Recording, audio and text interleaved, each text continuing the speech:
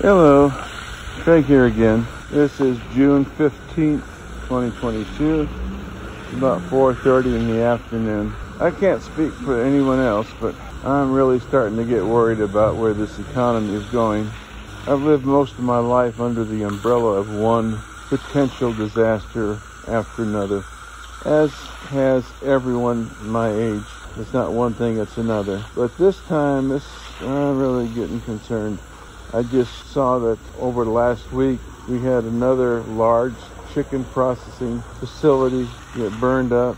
The largest pork processor in the world, which is stationed in California, is closing its business.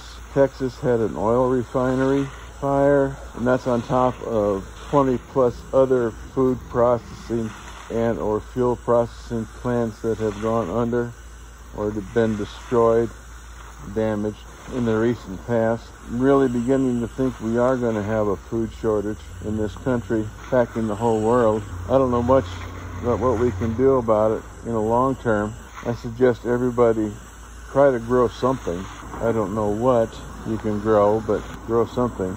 I'm certainly not the best gardener in the world, I know that, but I keep trying different things. Some things I even highly suspect will fail, but I'm trying to find out what will succeed in this Arizona desert. I suggest, if you haven't already, you start stocking up on canned foods, have some form of alternate electrical supply. These little solar generators are great, but they are expensive, in my opinion.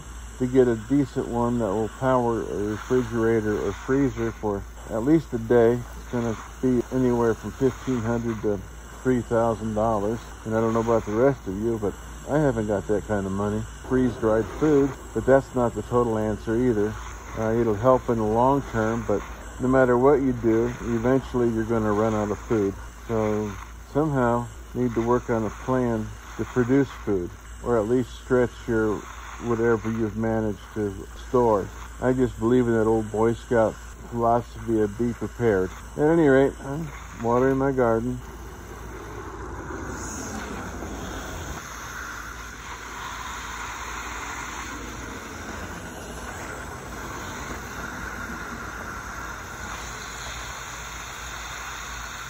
I have had pretty good luck on raising food in some limited quantities.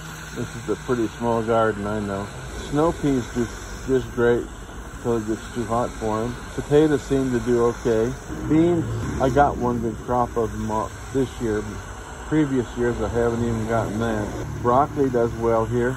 Cauliflower, not so much, but it does produce a head.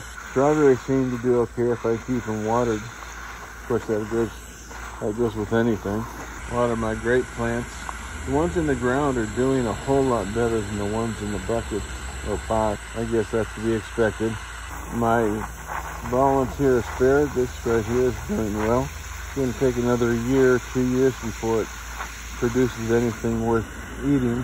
But like I say, you pay your money, you take your chances. This strawberry plant's doing okay. This one leaves something to be desired, but it's still hanging in there.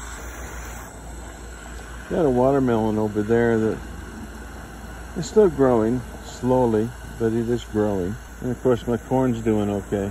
I tried corn a few years back and it didn't do anything at all. Probably didn't water it enough. So I decided to give it a try this time. Put a dwarf variety in. This tomato plant, as soon as these tomatoes ripen, at least somewhat, I'm out of here. And for the most part, my pomegranates are doing all right. I have no idea what I'm going to do with this many pomegranates. It's more than is practical to heat, but I grew them, so. These all came from seeds out of a store-bought pomegranate. I'm assuming this is the wonderful variety because that is the most dominant commercial variety of pomegranate.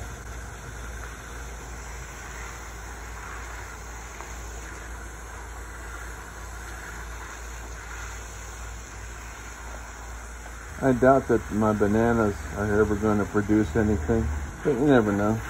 Now back to the food storage. I don't really know what to tell you. If you're just starting out storing food, start with canned goods, dry products. rice, beans. Remember, rice, most of the rice in this country has arsenic in it, so make sure you rinse it thoroughly before using it. It won't get all the arsenic out, but it'll help. Try to get some flour. I understand some places flour's not available. You can buy wheat berries. True Leaf Market, and no, I don't have any association with them at all. But True Leaf Market does have a very good product, a large selection of seeds for microgreens anyway. You might want to check them out. Had to move all of my coffee plants inside under a grow light because they were all dying. Just too hot for them, or at least too much sun. The moringa trees, they're doing okay. Corn plants are doing fine. Of course, corn does like the heat. These last three that I planted, they're still hanging in there, but they don't seem to be growing very fast. Anyway, my hose got kinked.